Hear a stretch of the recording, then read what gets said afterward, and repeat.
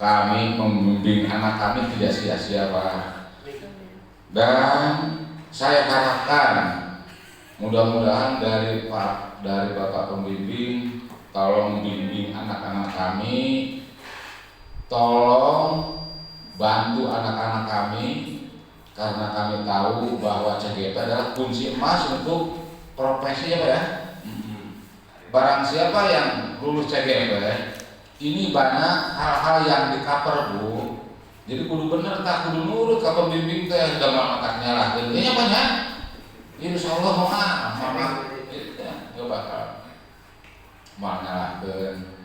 Rupanya itu saja Bapak, tolong bimbing anak kami. Mudah-mudahan selesai CGP membawa nama harum program CGP dan membawa harum nama sekolah. Wabil taufiq wal hidayah. Wassalamualaikum warahmatullahi wabarakatuh.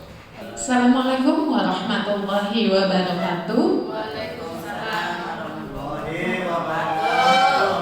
Ya, hari ini sesuai yang telah dipaparkan oleh Pak Wawan, tujuan diskusi kita hari ini adalah membahas tentang perumusan visi dan misi sekolah dan prakarsa perubahan yang akan kita lakukan di SDN Sukajaya 2. Dalam membuat prakarsa perubahan ini, kita akan merumuskan menggunakan kalimat rumpang. Jadi di sini Bapak Ibu guru saya meminta partisipasinya untuk mengisi kalimat rumpang yang nanti akan saya tampilkan pada slide. Nah, untuk kalimat rumpang yang pertama di sini, ini adalah kita memimpikan murid-murid yang seperti apa. Aturannya adalah sudah dibagikan sticky note? Sudah? Baik. Kalau sudah, boleh menuliskan di sticky note tadi. Kemudian nanti setelah dituliskan, boleh langsung ditempelkan, atau boleh ada yang ingin mengutarakan pendapatnya secara langsung. Saya memimpikan murid-murid yang seperti apa sih? Tentunya sesuai dengan tujuan pendidikan nasional, yaitu sesuai dengan profil pelajar Pancasila.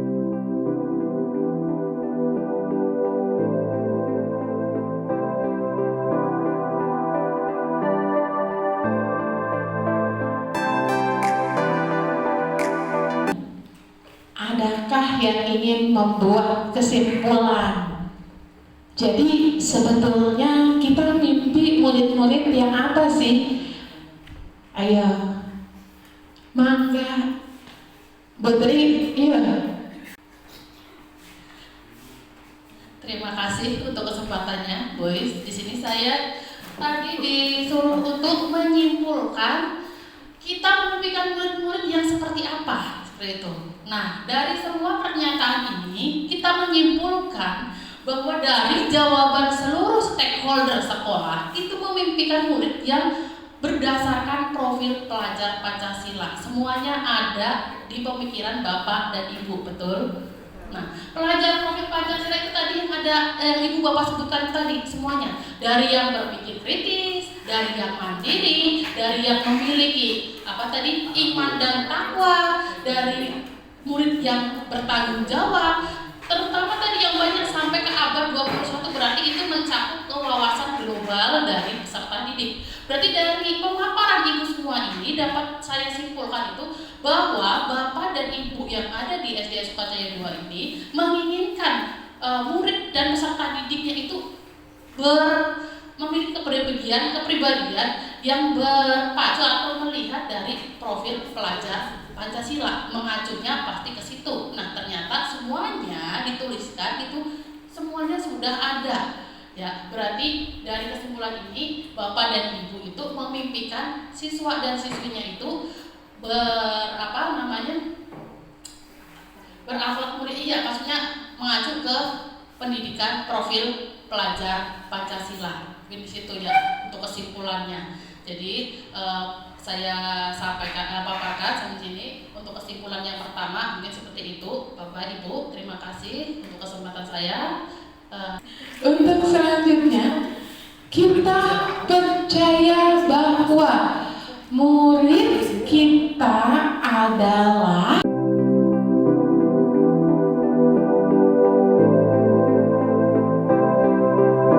ada yang bisa membantu saya? Bu Dewi, yuk maju, simpulkan aja. Terima kasih atas kesempatannya, Ibu Is. Kita percaya bahwa murid adalah yang pertama penerus bangsa masa depan selanjutnya yang pintar dan berkepribadian sesuai dengan nilai Pancasila.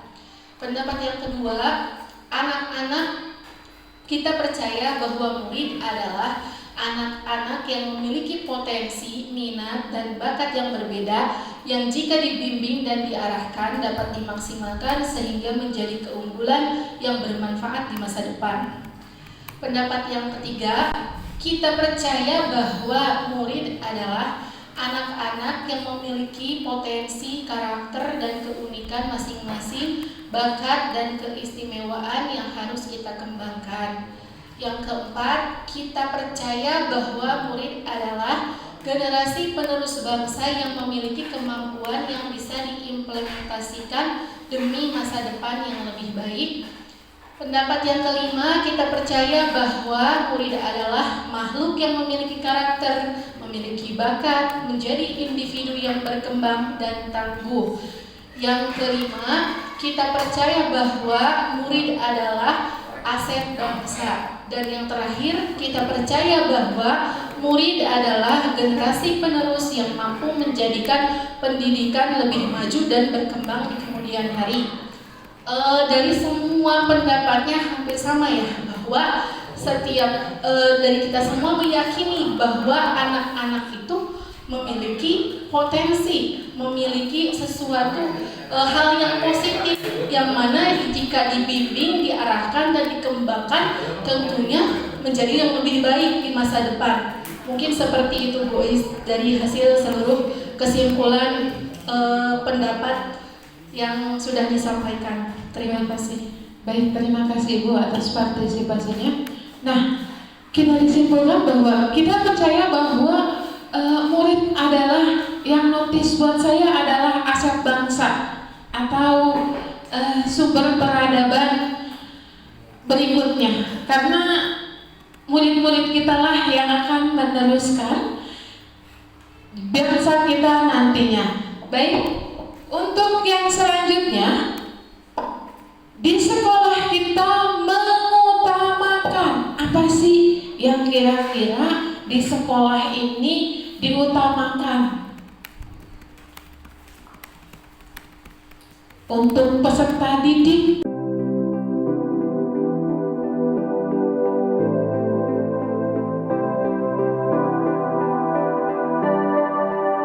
Nah, yang notis buat saya adalah ilmu dan budi pekerti. Pak Haji, di sekolah kita mengutamakan katanya ilmu dan budi pekerti. Mangga Pak, kenapa?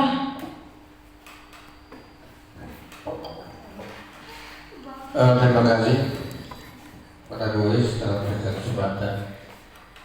Sebagus apapun, sepintar apapun seorang anak, tanpa diasuh dengan akhlak seperti yang baik, tidak ada apa-apanya. Makanya anak sangat penting, sangat bagus. Bahkan dulu Rasulullah itu adalah pertama anak yang dibina, ya, mengubah ahlak jahiliyah menjadi ahlak yang baik. Makanya di sini diutamakan ahlak anak, kemudian anak, terutama di sekolah. Insya Allah kalau memang ahlaknya bagus, akan bisa lebih baik. Terima kasih. Terima kasih Pak Haji, karena di sekolah pembelajaran sudah pasti kita diutamakan. Yang menyenangkan, anak kalau udah tertekan boro-boro pengen belajar ya, masuk kelas udah merangkak, udah nggak mau dia sekolah. Jadi kalau pembelajaran diutamakan jelas, yang menyenangkan iya, sopan santun iya, tapi yang saya notis adalah ilmu dan budi pekerti. Budi pekerti yang bagaimana? Nah, tadi sudah dijelaskan oleh Pak Haji. Baik, selanjutnya murid di sekolah kita sadar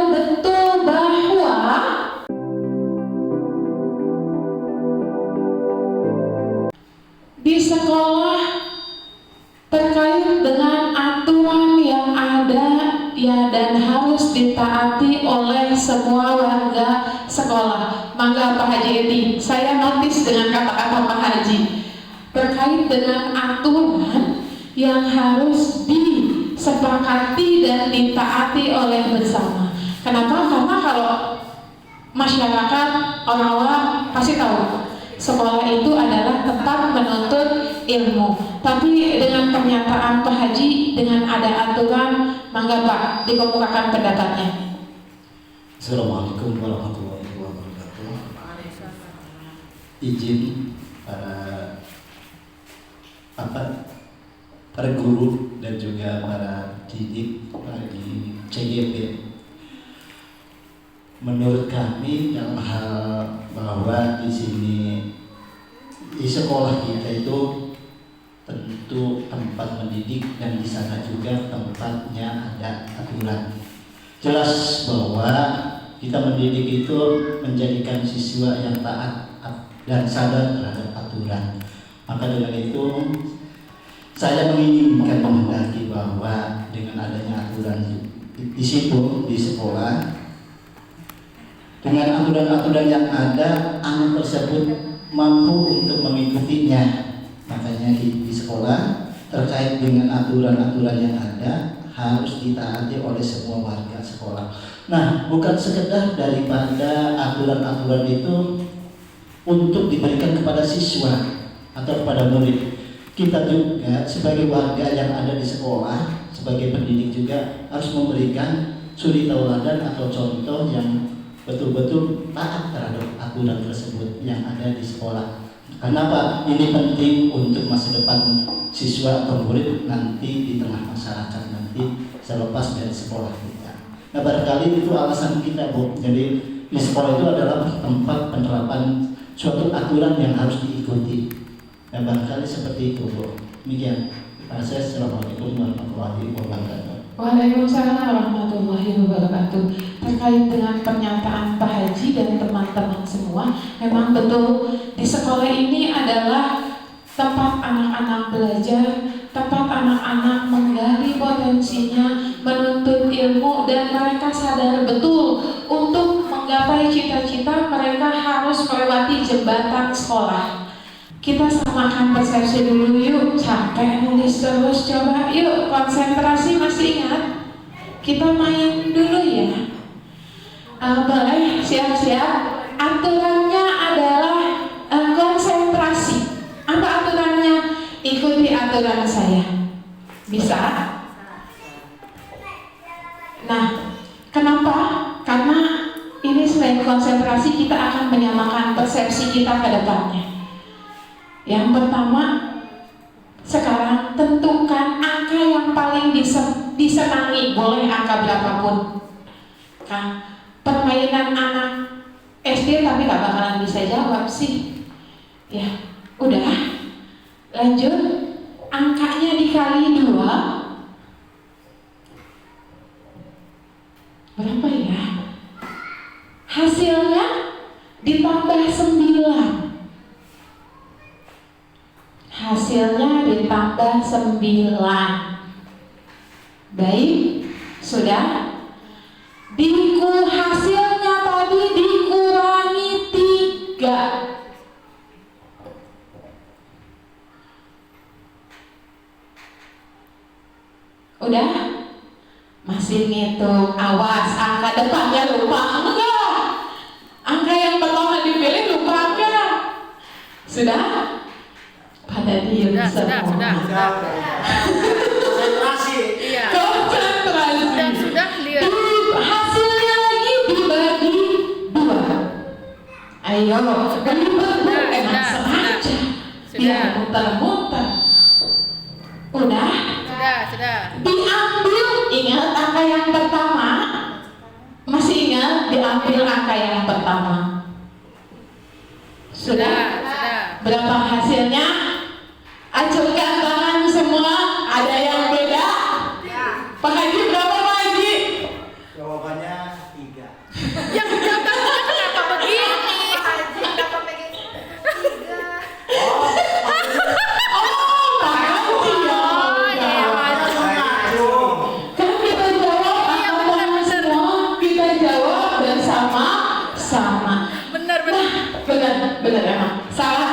salah, benar. Jadi gini loh, kenapa? Sekarang saya tanya, Ibu Tri tadi nyimpen angka berapa? Angka 3. Tapi kan lama. Kita Pak Haji, angka berapa tadi Pak? Angka 2. Jadi berapapun angkanya, ada yang lain angkanya 5, 7, 3. Nah, itulah yang kita laksanakan sekarang. Apapun pendapat kita, tujuannya tetap satu. Apa tujuannya? Pendidikan yang berpihak kepada siswa. murid atau siswa. Baik, lanjut ya.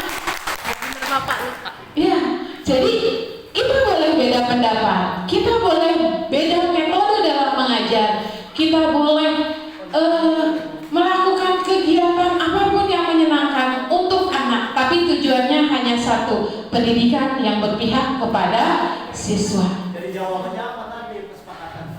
Kesepakatannya adalah berapa jawabannya? Yuk, bareng-bareng yuk. 1, 2, 3.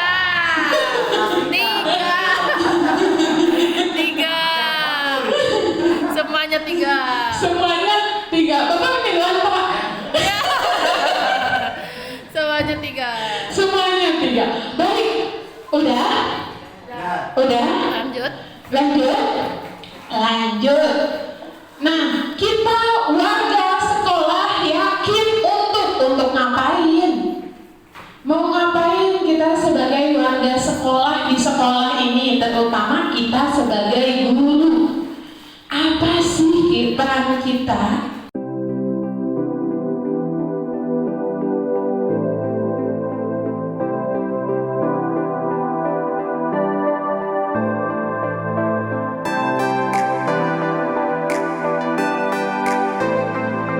Untuk sesi terakhir sepertinya saya minta Bapak Kepala Sekolah untuk menyimpulkannya. Mangga Pak. Ya, mangga Pak. Bismillahirrahmanirrahim. Jadi ada beberapa pertanyaan yang dilontarkan 1, 2, 3, 4, 5, 6. Bahasa pendidikan adalah bahasa yang indah Pak. Bahasa yang indah. Semuanya bisa jadi mutiara. Nah, karena itu semuanya itu berharapan ya seperti itu. Nah, harapan saya, harapan Ibu, tapi bukan harapan seperti tuntutan buat Ibu. Saya sebenarnya mah mau enak modal cek baik-baik, gede kan kita makanya.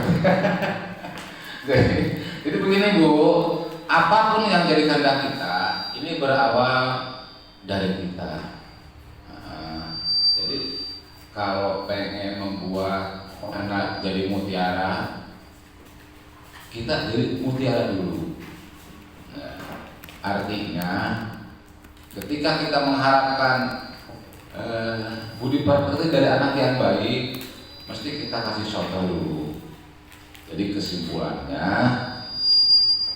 kita melangkah lebih awal dibanding murid.